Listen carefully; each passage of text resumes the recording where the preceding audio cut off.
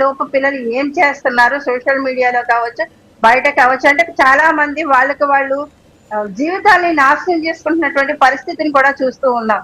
గంజాయి డ్రగ్స్ కి అలవాటు పడుతున్నటువంటి కొంతమంది యువతను చూస్తున్నాము. అలాగే ఆ వింత పోకడలకి వెళ్ళిపోతూ ఏ రకంగా పిల్లలు జీవితాలను నాశనం చేస్తున్న ఇన్ఫ్లుయెన్సర్స్ అంటే ఒక రకంగా వీడొక సెలబ్రిటీ హోదాలో ఫీల్ అయిపోయి ఈ సోషల్ మీడియా అనేది హ్మ్. చాలా మంది ఇన్ఫ్లుయెన్సర్స్ గా ఉన్న వాళ్ళు కూడా చాలా మంది జీవితాలు ఎలా నాశనం అయిపోయినటువంటి పరిస్థితుల్ని చూసాం. కొంతమంది సూసైడ్ చేసుకుని చనిపోయినటువంటి పరిస్థితులను కూడా చూస్తూ ఉన్నాం. కానీ ఏదైనా సరే కానీ తాత్కాలికంగా మాత్రమే ఉంటది తప్ప ఇలాగా దేశానికి ద్రోహం చేసేటువంటి ఒక విద్రోహ శక్తులకు సపోర్ట్ చేసే విధంగా జెన్జీ యువత అనే వాళ్ళు కూడా వాళ్ళ చేతుల్లో కబంధ హస్తాలుగా మారకూడదని కోరుకుంటాను సార్. ప్రతి ఒక్క తల్లిదండ్రుల యొక్క బాధ్యత ఉంది. ఇప్పుడు మా పిల్లలు ఉన్నారు, అలాగే చాలా మంది పిల్లలు ఉన్నారు. వాళ్ళు ఎందుకు ఇందులో లేరు అంటే మనం పెంచేటువంటి పెంపకంలో కూడా ప్రతిదీ పర్యవేక్షణలో కూడా ఉంటదని నేను చెప్తాను. ఎందుకంటే అందరు తల్లిదండ్రులు ఇలాగే ఉన్నారు, ఇలాగే విచ్చలవిడిగా వదిలేస్తున్నారని నేను చెప్పను. కానీ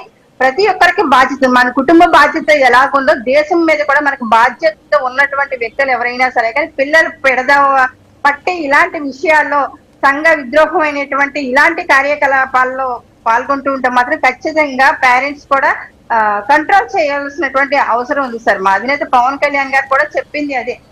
నేను దేశ ప్రధానమంత్రి గారు తీసుకున్నటువంటి ప్రతి నిర్ణయానికి కట్టుబడి పనిచేస్తున్నాయి. ఆయన అన్నప్పుడు నాకు భావోద్వేగానికి నాకు కళ్ళని నీళ్లు వచ్చాయని చెప్పారు సార్. ఎందుకు వచ్చాయంటే రాష్ట్ర ప్రయోజనాల గురించి అనేక మార్లు మా అధినేత పవన్ కళ్యాణ్ గారు మాట్లాడిన ఎప్పుడు కూడా ఆ టాపిక్ జనరల్ గా ఎప్పుడు ఆయన రాష్ట్ర మీద మాట్లాడుతూనే అలాగే దేశ రాజకీయాల వైపు అలాగే దేశం కోసం పనిచేస్తున్నటువంటి వ్యక్తులు వాళ్ళ వైపు వెళ్ళిపోతుంది సార్. టాపిక్ తెలియకుండానే ఆయన ఆ టాపిక్ లోకి వెళ్ళిపోతూ ఉంటారు. అంత ప్రేమ ఉన్నటువంటి వ్యక్తి మా అధినేత పవన్ కళ్యాణ్ గారి దేశం మీద. అలాంటి నరేంద్ర మోదీజీ గారికి పూర్తిగా మా పూర్తి సపోర్ట్ ఉంది.